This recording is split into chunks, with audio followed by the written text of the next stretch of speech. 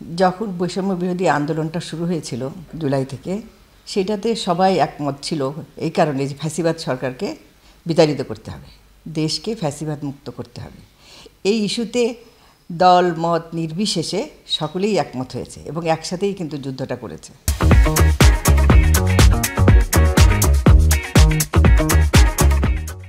যুদ্ধ শেষ, দেশ স্বাধীন হয়েছে।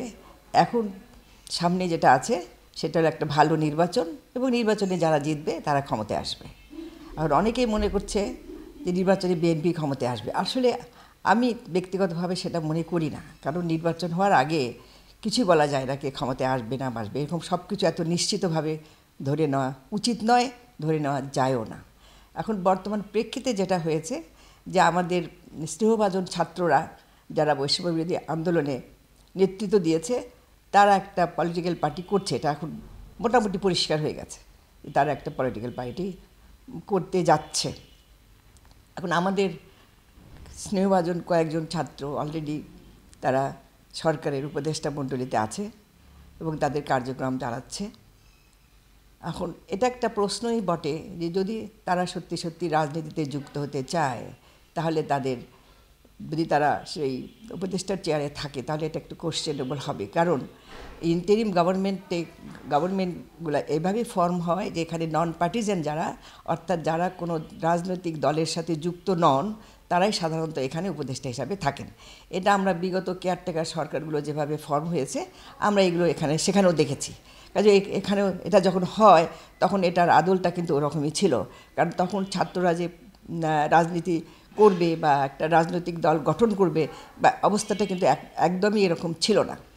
যা হোক, এভেনচুয়ালি তারা এটা প্রয়োজন বোধ করতেই পারে, রাজনীতি করতেই পারে, তাতে কোনো বাধা নেই। তবে হ্যাঁ, এইটা আমি বলছি না যে তারা এই নির্বাচনকে প্রশ্নবিদ্ধ করবে, তবে জনমনে বা আমাদের সমাজে জনমনে তাদের এই পার্টিজের বিহেভিয়ারটা সামনে আসতে পারে। এই কারণে এটাই মির্জা ফখরুল যেটা বলেছেন, অ্যাকচুয়ালি যেটা 1/11 আসার কথা, এটা আমি মনে করি এটা ভুল ব্যাখ্যা। এই কারণে ভুল ব্যাখ্যা, 1/11 যখন ছিল most sufferer were Khaleda Zia, বিএনপির দল, তারা প্রচণ্ড সাফার করেছে। কাজে এইরকম একটা সাফার দল কখনোই চাইবে না আর একটা 1/11 আসুক। কাজে ওটা আমি মনে করি যে ওটা চিন্তাটা ভুল। আরেকটি কথা, এখানে নির্বাচন নিয়ে কিন্তু সরকার এখনও পরিষ্কারভাবে কোনো বার্তা দেয়নি।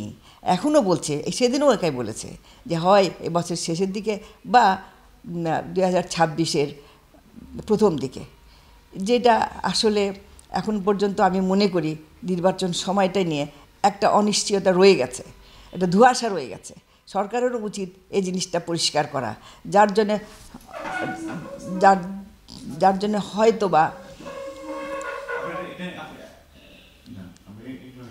জন্য হয়তোবা যারা উপদেষ্টা মণ্ডলীতে আছে, যারা রাজনীতি করার ইচ্ছা প্রকাশ করে, তারাও হেজিটেট করছে। কারণ নির্বাচনে যদি আরও 1 বছর বা আরও 2 বছর দেরি থাকে, তাহলে দি উইল থিঙ্ক তারা এই বিষয় নিয়ে আরও চিন্তা করবে।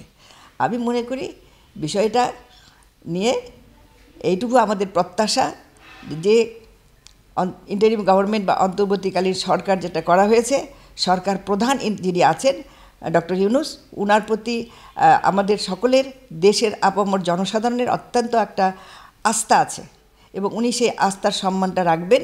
উনি নিশ্চয়ই নির্বাচনকে প্রশ্নবিদ্ধ করবেন না এবং এটাকে নিউট্রাল ক্যারেক্টার দেওয়ার জন্য যা করা দরকার, আমার ধারণা, আমার বিশ্বাস, উনি সে ব্যবস্থা নেবেন।